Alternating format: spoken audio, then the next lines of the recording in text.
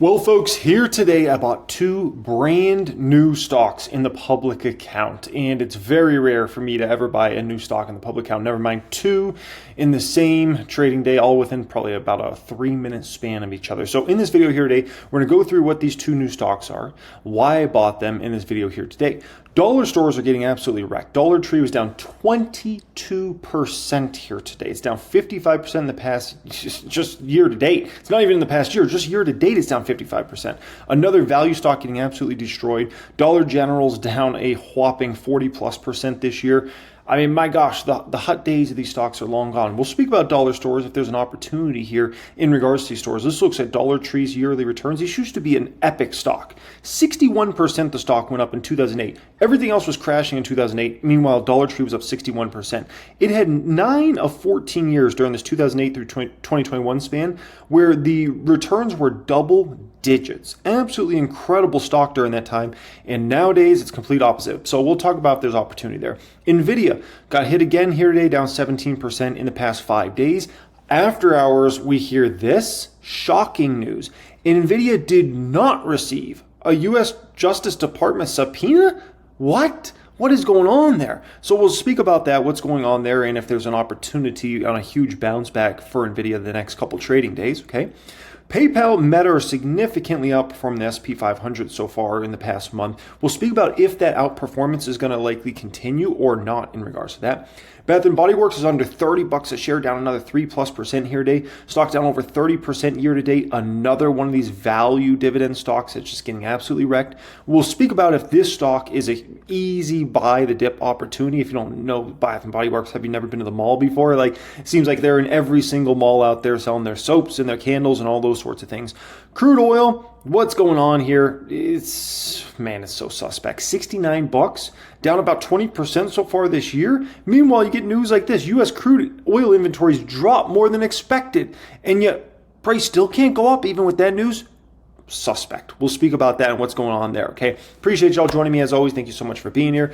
New all-time high subscribers in the history of the channel. I appreciate every single person that's subscribed to the channel, every single person that smashed that thumbs up. Thank you, thank you, thank you. If you are somebody out there that's ready to get serious about investing, level up your game, become a great investor, I'll put the pinned comment down there today. You can click on that, fill out an application to join my private stock group, private wealth group. You have access to 1000xstocks.com, and let's get you up to a much higher level than where you're at right now. The first stock I bought here in the public account here today is Celsius Holdings. Yes, no more flirting. I've been flirting with this stock for a little bit now, right? And we just did our first kiss. Oh, did we indeed. $32.49 is what I got these shares at here today, 150 shares. This is a starting position for me.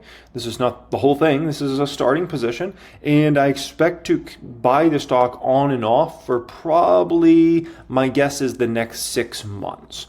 Now, in regards to Celsius, obviously, brutal drop here today, 11+%. The stock's down. It's been cut in half in the past year, right? And everybody needs to understand this is the risk of buying into companies that have very high growth and a very high valuation.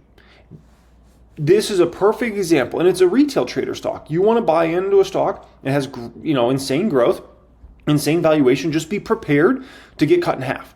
It doesn't mean you will get cut in half, but there's a decent probability you could if those growth rates at all turn, which is obviously what's happened here with Celsius. And man, does the stock start getting hit hard, right?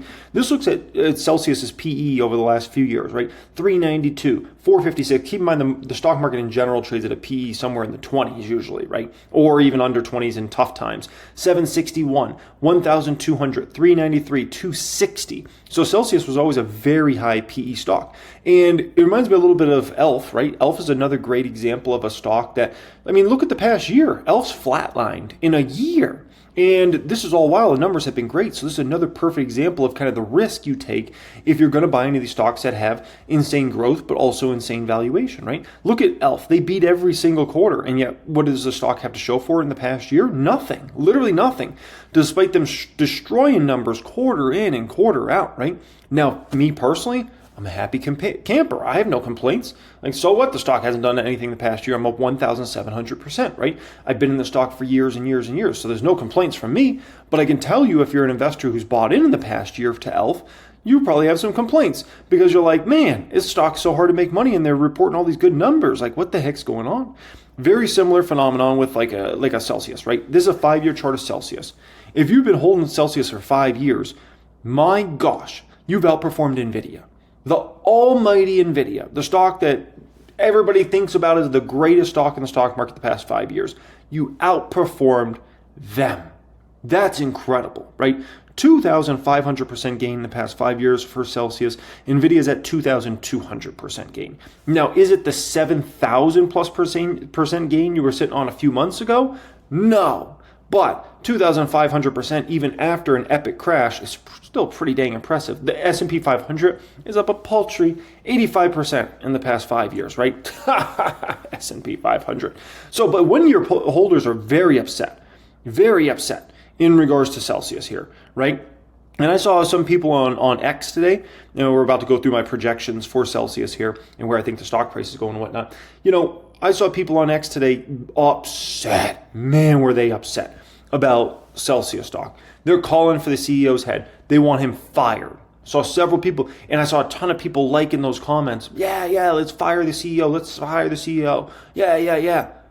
What? What are we talking about here? This company went from no one ever heard of Celsius 5 years ago to today, the stock's gone up 2,500%. And you want to fire the CEO from building this company from like a nobody, nothing company to what it is today, where you basically can walk into any convenience store, any grocery store, Target, Walmart, Costco, right? And there's Celsius product on the shelves. You want to fire him because the stock crashed? What? I mean, do you know how many other stocks crash all the time? Nvidia stock has crashed many times. Maybe they should have fired Jensen back in the day when it crashed the millionth time. Maybe they should have fired the co-CEOs of Monster back in the day, because Monster is a stock that crashed many times, right? Like, what are we talking about here? Maybe they should have fired Zuckerberg from Meta back when the stock fell 70%. What? Come on, man. Wake up. That's very short-term mindset, and that just shows me that there's a lot of people that are holding Celsius stock right now that are very immature. They're very inexperienced in the market, and there's a lot of them, okay? The fact that I saw several people commenting, they want the CEO gone, and I saw a ton of people liking those comments, it shows me that there's a lot of immature holders in regards to stock. And so I'm of the understanding that this baby could go lower short term. And that's why you don't see me going all in today. You can tell me that. It's a starting position. We kissed today. And we'll see if we get to the marriage point over time here. But seeing how many immature people hold this stock is scary. It's really scary. And that definitely, there's going to be a lot of weak hands here. Maybe the stock moves up a little bit. And then those folks are easy to run out of the stock because they're just trying to get whatever they can get. I'm just telling you, there's a lot of people that hold. There's some really intelligent people, I think, that hold this stock, and there's some really clueless people that hold this stock. So just be prepared for that because it became such a popular stock. I mean, anytime your stock price goes up thousands of percent over a few year span, you're going to attract a lot of, unfortunately, dumb money. You're going to have a lot of smart money in that stock, but you're also going to attract a lot of dumb money. And it happens to every stock that goes up thousands of percent. And I can tell you, there's a lot of dumb money that's holding Celsius that were buying the stock at $80, $90 a share, and now they're looking at it at $30 here today. And they're like, what happened? What happened, right? It's the same old story as always. They buy at the tops, they sell at the lows, and don't be surprised if we see that in regards to Celsius. Now, let's get into some projections, kind of what I'm thinking about in regards to Celsius. I'm going to give you my ultra bearish case, my bear case, my base case, which is what I'm basically expecting for the company, my bull case, and my ultra bullish case for Celsius. So this one, if you're scared, close your eyes for this one, okay? If you're scared, close your eyes, because this is a rough one, okay? My ultra bear case has Celsius growing revenues only 8% on average a year from 2025 to 2028, okay? For a 4-year span, 8% on average, which would be disastrous. Absolutely disastrous for Celsius. I mean, this is a company that's obviously been growing like triple digits. And so for them to go down to 8% on average year after year after year, that means their business model got broken, okay, straight up. And then their net income also only going up 8%, so they don't even get any leverage as their revenue's going up. So this is just a disaster all around, right? They'd put it at 15% net margins. A company like this should get to 20% plus net margins, so 15% is really bad. I put them at a P ratio of in the 20 and 30 range here. So if this ultra bearish scenario does play out, it's going to be a waste of money, essentially, Celsius stock. It would put me at the low end of a compounded annual growth rate of negative 2%, and on the high end, the CAGR would be about 8%, right? Compounded annual growth rate. So, yeah, if this scenario plays out, every dollar I put into Celsius was a wasted dollar, okay? My bear case in regards to Celsius, this one, also pretty sad numbers here. This one, I have them only doing this on 1000xstocks.com, by the way, which once again, if you want access to that, apply for that. That's pinned comment down there. For this one, I have revenue growth of 12% on average a year, 2025 through 2028. In net income growth of only 12%. Again, they don't get any leverage. In regards to those revenues going up, they don't get any push up in regards to that net income, which would be very bad. So 12% here. Once again, P ratio in kind of the 20 to 30 range. That would put me at a low end, a CAGR of 1%, compounded annual growth rate of 1%. And on the high end, that would put it at a CAGR of about 12%.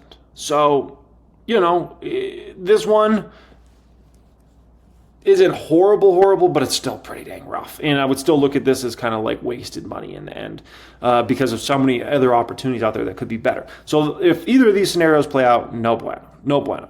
But what's my base case? My base case is what I'm actually expecting for this company. And then we'll go into my bull case, my super bull case. This is what I'm expecting for Celsius. I believe Celsius is going to be able to grow their revenues 15% clip on average per year, 2025 to 2028.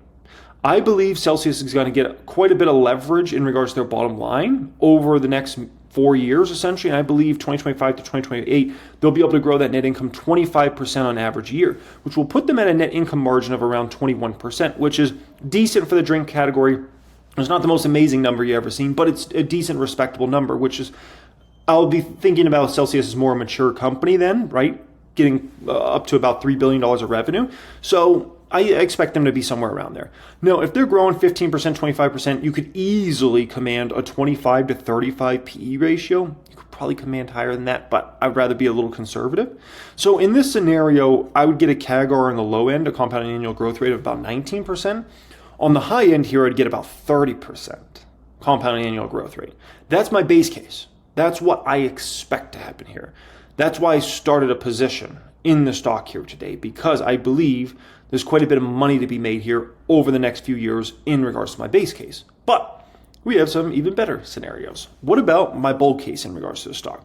So this is the one I'm expecting, but if things are quite a bit better than I'm expecting, here's what I'm expecting, okay? I'm expecting 20% revenue growth in a bullish scenario on average per year, 2025 to 2028, and around 28% net income growth. Now, in this scenario, I actually have their net income margin actually being a little bit on the lower end for this particular bull case I wanted to run here. I wanted to say, what if even under my bull case, the net income margin was under 20%, right? Now, in the scenario, 25 to 35 PEs, easy cake. If you're growing revenue, if you're a drink company, growing revenue on average 20% a year with net income growth of 28% a year on average, 25 to 35 Ps, like stealing money. Like that's really low valuation. But even in my bull case, I sometimes like to be a little conservative. So this would put it at a CAGR of 22% on the low end and a compounded annual growth rate on the high end of about 33% here, which is, once again, pretty darn appetizing. What about my ultra bullish case? Woo! Keep in mind, even my ultra bullish case, I bet you this is low projections and numbers compared to a lot of people. So just always keep that in mind. I'd rather be all my cases a little lower than like a lot of people out there, right? So my ultra bullish case for Celsius, this is like as good as I can see it possibly going for the next few years. I would have them grow in revenue at 25% clip a year, right, for those years, and I'd have them grow net income at about a 32% clip, which once again would put them at net income margins under 20%, which is, not great for the drink industry, especially if you're talking about a more mature company that's doing $4 billion of revenue at that time. P ratio, in the bag of a 30 to 40, you're probably going to command a 50 or 60, just to be honest, but I wanted to run 30 or 40 Ps here, and in this sort of scenario, that would put the compounded annual growth rate at about 32% on the low end and about 42% on the high end, which is very, very good, okay? So this is why I started a position at Celsius, right? Now, there's some bad stuff going on here, okay? Some good and some bad. We got to talk about some of the more recent stuff because that's what everybody's really tied up into in regards to stock is really, they're not really thinking about the projections I just took you through. They're not really thinking about 2025 through 2028. They're really thinking about 2024, okay? So here's the deal. This is from the latest Nielsen data, right? In the energy drink category, Bang outpaced Celsius in the latest Nielsen update. On scanner data, Bang nowadays is owned by Monster, just so you're aware. Okay, MNST.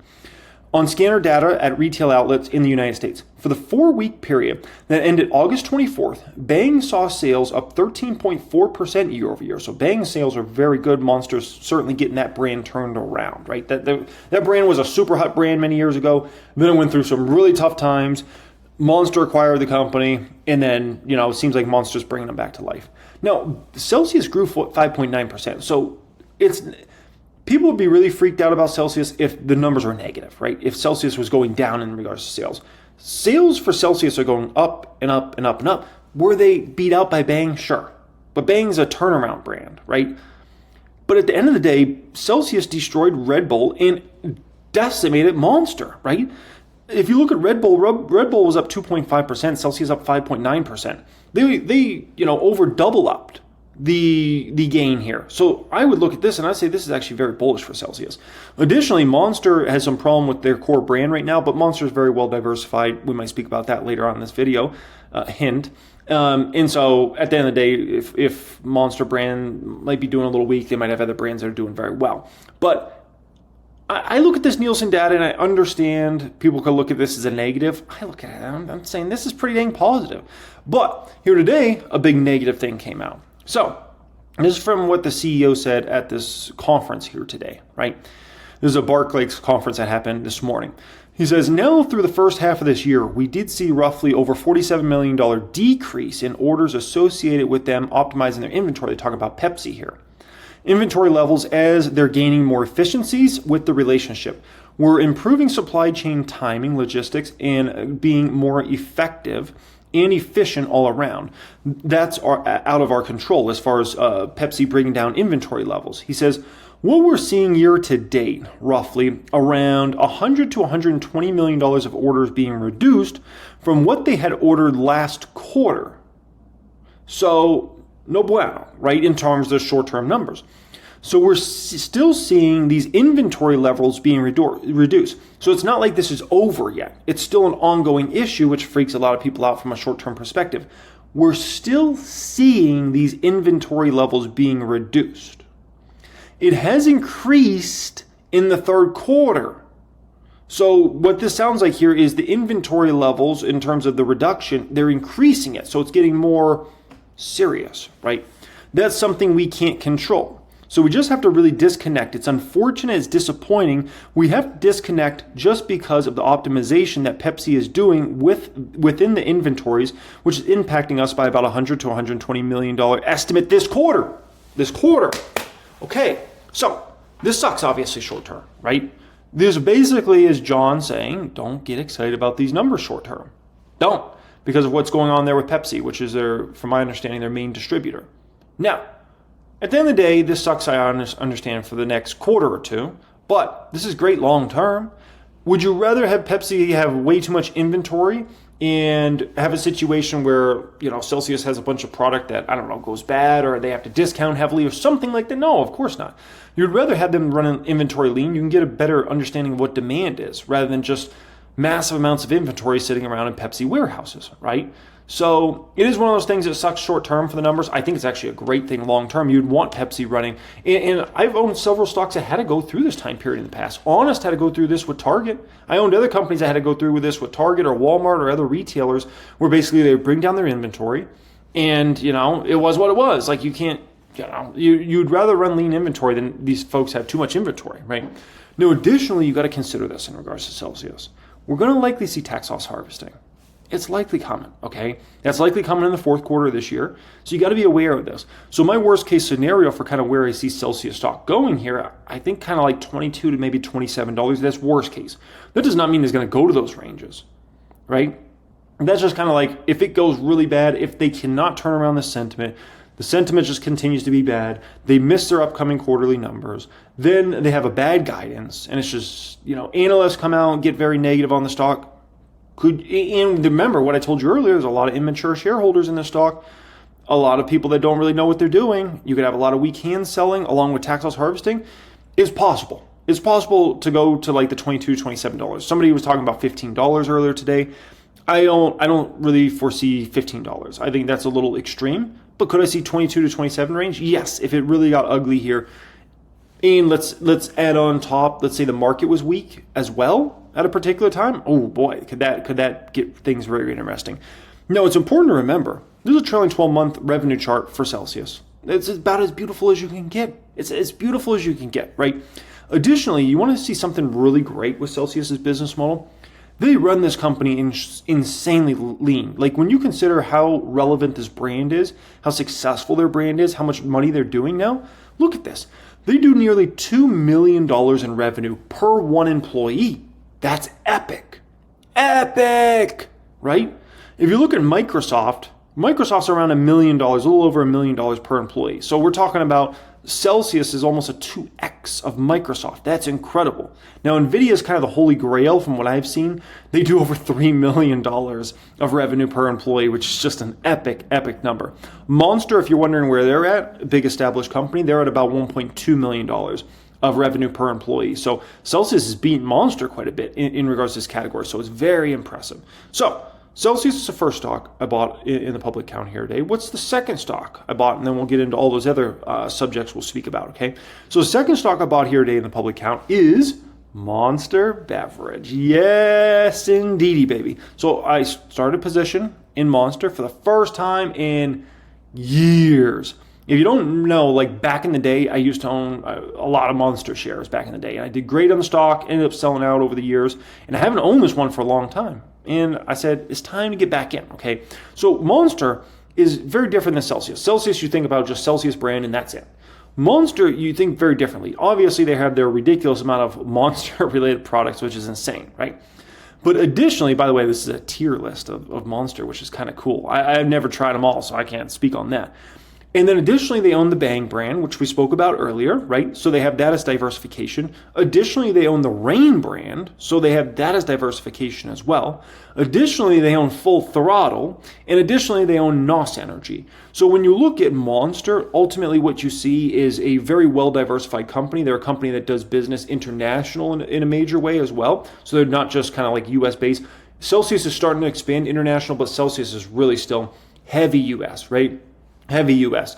And so if you look at Monster, they're just so well diversified. The way I would kind of think about Monster is in the energy drink category, Monster is very similar to like, let's say, a Coca-Cola in the soda industry, right? If you look at all the different brands Coca-Cola owns, it's immense. You go down the soda aisle, right? And the soda aisle is really owned by two companies, Coca-Cola and Pepsi. There's a few other brands there as well.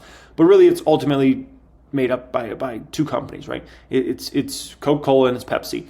And so I look at Monster and what they've built in the energy drink category now, and they've basically become a baby Coca-Cola, is the way I would kind of describe them. They've stayed very focused on drinks like Coca-Cola always has, right? Where Pepsi's kind of gone on food and in different avenues as far as that goes.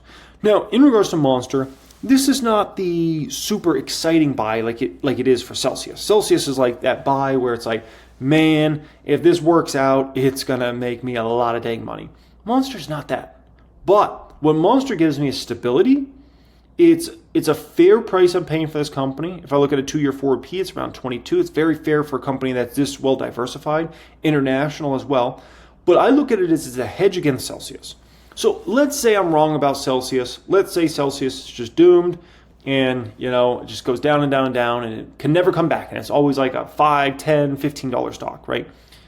In that scenario, Monster would likely do very, very well because that would mean they eliminated the toughest competitor we've seen in that industry since Monster came in, right?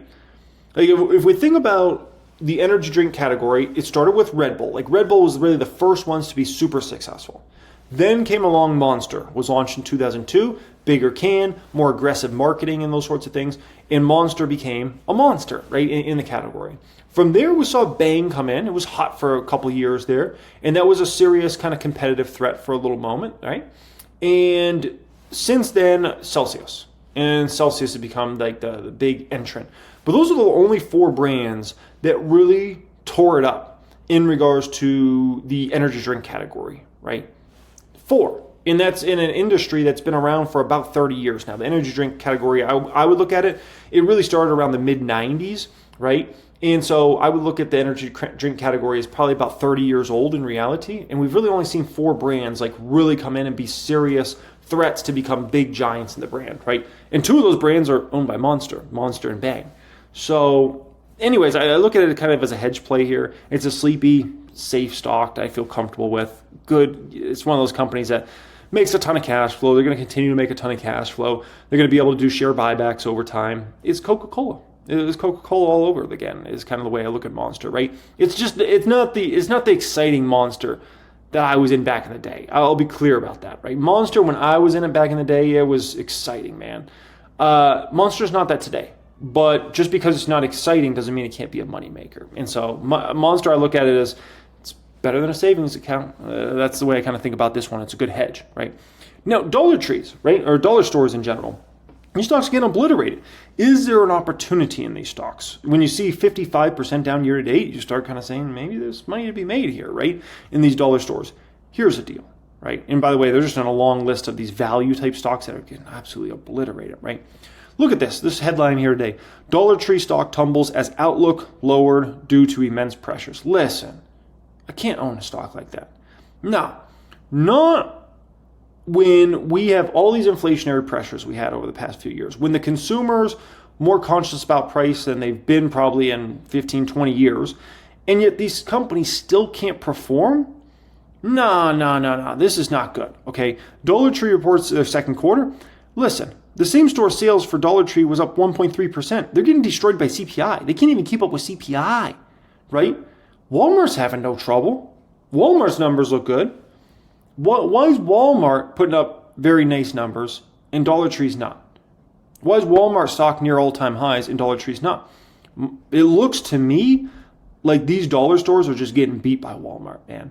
It looks like Walmart is taking the lead on these guys and they can't do anything right. And so when I look at them, I want no piece of these stocks, man. No piece at all. They don't interest me, not even remotely. And keep in mind, if their cash flows go down a lot, then they're not going to be able to expand as many stores. They might have to shut down more stores, which is what some of these guys are having to do, which is not a good situation if you have to start shutting down more and more stores. Additionally, the stores you have to put a bunch of money into it. It's a failed value proposition. And then with Amazon keeps getting faster with delivery, it adds even more pressure to these guys, right? Imagine if everything you order on Amazon comes within 24 hours. Imagine if it comes within 6 hours. I'm seeing more and more stuff like come within 24 hours when I order it from Amazon now. And I think it's just a matter of time before they get it down to where Amazon can get a package to your door in a matter of a few hours. I think they're going to get there, and I think it's going to be sooner rather than later. And that hurts these companies immensely, man, immensely. Now, Nvidia, look at this. This is going to be the most ridiculous thing I've seen in a while. Nvidia did not receive a United States Justice Department subpoena, spokesperson says. Like, this was reported by all the big news outlets and whatnot, and now all of a sudden we're hearing, like, no, it didn't actually happen? What? Every big news outlet said this happened, and all of a sudden now they're saying, no, it actually didn't happen? What? Nvidia did not receive a United States Justice Department subpoena, a spokesperson said in a statement on Wednesday. Quote, "We have inquired with the United States Department of Justice and have not been subpoenaed. Nonetheless, we are happy to answer any questions regulators have about our business." I'm just like, what? It's crazy. Crazy, right? So, obviously, this is good news for Nvidia, that they haven't received a subpoena. But there's a risk here, because I understand this looks in it kind of, you might be viewing this and you're like, oh, no subpoena? The stock's going to blast higher tomorrow. It's going to blast higher Friday. It's going to blast higher next week. We put it in the bottom. The Jensen conference Jensen's going to speak at an investor type conference next week. So we could get an a exciting cycle, at least in the short term here, right? There's definitely possible that's going to play out for the next, week or so. But here's the issue. The Justice Department might still subpoena them. It might just come next week, right? So let's say you're trying to think of this as a short-term play. You think I'm going to buy a bunch of call options tomorrow or something like that, right? And then all of a sudden Friday, the subpoena comes, or next week the subpoena comes, or something like that. And next thing you know, all the headlines on all the big financial outlets, Reuters and CNBC and Bloomberg, is, oh, Nvidia did get subpoenaed and they're coming after them for this and that. What do you think is going to happen to the stock then, right? So there's a little food for thought in regards to that. I know a lot of people kind of look at this stuff and they think, you're taking a gamble, man. I'm just going to be honest. You're taking a gamble because things could easily, the subpoena could be coming, and the next thing you know, it's like, oh, we missed on this one, right? No, PayPal, Meta, these stocks are starting to significantly outperform the S&P 500. This is over the past month, right? Will this outperformance continue in regards to PayPal, Meta, outperforming the S&P 500 significantly? So the way to look at something like this is, where's S&P 500 P trading at right now? We're at about 28 roughly, right? Which is pretty rich, I would say, right? It's not as rich as some time periods in the past, but generally speaking, it's a pretty rich valuation on the S&P 500 right now. And I like to think about, where are these companies trading at, P ratio-wise, and what type of growth rates do these sorts of companies have, a PayPal and a Meta, versus let's say an average stock in the stock market. And then I like to think about the story. What about the story in regards to these two stocks, a PayPal and a Meta, versus a story for an average stock? Or is it better story? Is it worse story, right? So here's what we're looking at. Remember, the market trades here. So I'm looking at a PayPal. I'm looking at a Meta, both trading significantly under where the market's at. If we look at a trailing 12-month P, 16 on PayPal, 25 on Meta, right? And a 2-year forward P looks pretty darn attractive on both. And so ultimately, we're winning on valuation in a major way, which gives me a lot of confidence these stocks will continue to outperform the market significantly. Secondly, do these stocks have much better growth rates for them than average stock in the stock market, right? Well, the average stock, doesn't usually have the most attractive sorts of growth rates, right? And ultimately, we look at these sorts of stocks, right? Look at like next year earnings per share growth expected, 12% for PayPal. I think they're going to probably do better than that. This is taking analysts into account. 11% for Meta. I think they're going to probably do better than that. But anyways, if we look at an average stock in the market, usually many of these stocks trade at kind of the 8 to 12 range, so we can say around 10. So they have growth rates better than an average stock in the stock market. So they're trading cheaper with better growth rates expected than the average stock in the stock market. And then we get to talk about the story. Is the story better with PayPal and Meta than an average stock in the stock market? For Meta, it's extremely easy, of course. Like, it's freaking Meta. It's one of the greatest companies in the world, right? One of the greatest business models in the creation of mankind, to be quite frank. Yes, Meta has a way better story to it than an average stock in the stock market. So that gives me a lot of confidence Meta is going to significantly continue to outperform the S&P 500 for a while here. PayPal. Does PayPal have a better story? It used to not, now it does, right? Now, in between the growth rates this company's been putting up, Chris coming at the company, completely kind of changing the way this company's operating, moving a lot faster. Additionally, when you look at the new kind of data side of that business, right, when it comes to utilizing data for advertisements and marketing and those sorts of things, what that's going to drive for this business overall, when you look at, obviously, Fastlane, what that's doing for the company and the partnerships they're creating there, the story for PayPal, then there's a massive buyback, $5 billion buyback with a low valuation right now. I mean, there's so many exciting things about PayPal that the story is not just better than an average stock in the market. It's like monumentally greater than an average stock in the market. So that's why I look at a PayPal, I look at a Meta, and I'm like, these stocks should significantly, not a small amount, significantly continue to outperform the NASDAQ and the S&P 500 because cheaper valuation, right? Better growth rates, and a better story. And ultimately what that ends up to is major outperformance. And so what we've seen recently, I do not think this is the end of it. I think it's just the start of seeing major outperformance from these stocks continuing on in regards to this, right? No, Bath & Body Works. This is a company we spoke about at the top of the video. It's under $30 a share. It just broke 30, right? Not that long ago, it was a $50 plus stock. And this is another one of those value stocks that's been destroyed, right? There's a long dang list of them, and this is just another one. This is another one that could likely face tax loss harvesting at the end of the year, so be aware of that. Stock's down 30+% in the past year. Soaps and candles, how hard could the business model be? Here's the deal with Bath & Body Works. The valuation looks extremely compelling. The business model, you gotta love it. Like soaps and candles and like, it's beautiful. It's a beautiful business model. You gotta love it, right? The valuation, you gotta love it. Forward P of 9.5, 2-year out forward P of 7.9. Now, remember what I always tell you guys. I did a video on the main channel. It was called, what was it called? 16 years of stock market experience in 52 minutes, right? And what was one of those 85 points I pointed out to you guys? I said, if you ever see a P/E ratio under 10, get suspicious, because that company might, every once in a while you can find one under a 10 and it's like an actual gem. But every once in a while you find one under a 10 and it's actually a trick. And it's not what you think it is. You think it's this incredible opportunity, and it's not actually that, right? So when I look at Bath & Body Works, I do have to get suspicious. The trailing 12-month P there, the forward P, the 2-year forward P, I got to get suspicious. And so I'm a little suspicious of that. Additionally, you look at the revenue growth rates this company has and expected to have, not much. That's not good for the company, certainly, right? But this is the main thing I have a problem with in regards to Bath & Body Works. $500 million roughly of cash in the latest quarter. And we're looking at long-term debt here of a little under $4 billion. So ultimately, they don't have total equity. They have a deficit on this company of $1.7 billion. That's how, kind of rough their balance sheet is overall. I don't like that. And so this is one of those I look at, and I like it, but it has to be unfortunately, it has to be at even a much cheaper valuation because of the balance sheet. If it wasn't for that freaking balance sheet looking like that, I would be like, yeah, let's go, baby. Let's grab some shares. Like literally, if let's say they didn't have debt on the balance sheet, or let's say they had a modest amount. Let's say it was like $1 billion of long-term debt. I would say Bath & Body Works is a buy now. But with about $4 billion of long-term debt and about $500 million cash, even with all the profits this company produces, it would take them so many years to pay down that debt, right?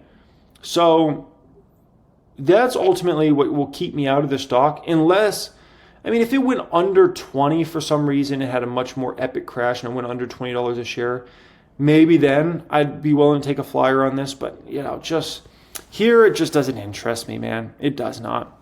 Now, crude oil, what's going on here?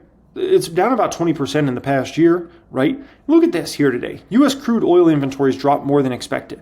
U.S. crude oil inventories dropped by 7.4 million barrels for the week, ending August 30th, 2024, following a 3.4 million barrel fall in the previous week. It marked the 8th draw in the last 10 weeks and surpassing market expectations. So ultimately, this is like a signal of like, if you want to be bullish about oil, right? Prices should be going up. Like literally, U.S. crude oil inventories dropped 7.4 million barrels. That's bullish for oil price. And yet price is still going down and down and down. Suspect. Ultra suspect. Like incredibly suspect. Okay? No. Now, I was kind of thinking earlier, and I was thinking maybe oil's sniffing out recession, right? Which could be a fair argument to make. But here's the problem. Oil's not a smart market. Oil's not an intelligent market. Certain markets are intelligent. The bond market many times can be looked at as an intelligent market. Gold many times can be looked at as an intelligent asset. The oil market's not a smart market. Look at this. This is back in June 2008. The recession was already well on at that time, and oil just kept going up and up and up, right? It had no clue of sniffing out a recession. And then it set up for the most epic crash we've ever really seen in oil outside of maybe the 2020 crash, right? So, I don't know, man. I think it's manipulated. I'll be honest with you guys. I really think that market's heavily manipulated. And don't be surprised if after the election, regardless of who wins, don't be surprised if oil starts going up after. Like and now fry everybody's brain, because we'll be going into wintertime. And then oil price going up, they're going to be like, what? How's oil price going up in wintertime? Like, suspect. Now, with that being said, everybody out there, you got to keep in mind, you're building your freaking mansion right now, okay? You're building your mansion. So keep building, stay focused. There's going to be a lot of stuff talked about, a lot of everything going on. There's a lot going on, right? We're just leaving earnings season, but there's so much other news and drama going on right now. We're in September now. It's always a dramatic month for the market. October can be drama show as well. We got election coming up here. I ran you through, guys, on this main channel, what was it, yesterday or the day before, on everything transpiring over the next 25 trading days. It's a long list of major things that are going to shake this market big time. Through all this volatility you're about to experience, through all this craziness, stay focused on building your mansion, okay? No different than you were building your mansion and it starts snowing out, right? You still got to get stuff done, and it starts raining, and there's a windstorm, and this happens and that happens, right? At the end of the day, you got to keep it focused. You got to keep building your mansion, looking at your portfolio. that you better be building more shares of the companies you love month after month after month after month, regardless of all the shakiness that's going to go on out there, okay? You're building this mansion. We're going to get the thing finished. It's actually a project that's never finished, by the way. We're always seeking for perfection, but stay focused in this game, guys, okay? And so just want to say that, okay? Listen, if you're ready to take your game up to a much higher level, you're ready to take stock market investing serious, do what I do on a high level, building out portfolios, having them perform for you, making a lot of money, dividend money, value money, growth money, all those sorts of things. Apply to join my private stock group. There'll be pinned comment down there here today. Get access to my private stock group, wealth group, as well as 1000xstocks.com. Much love and have a great day.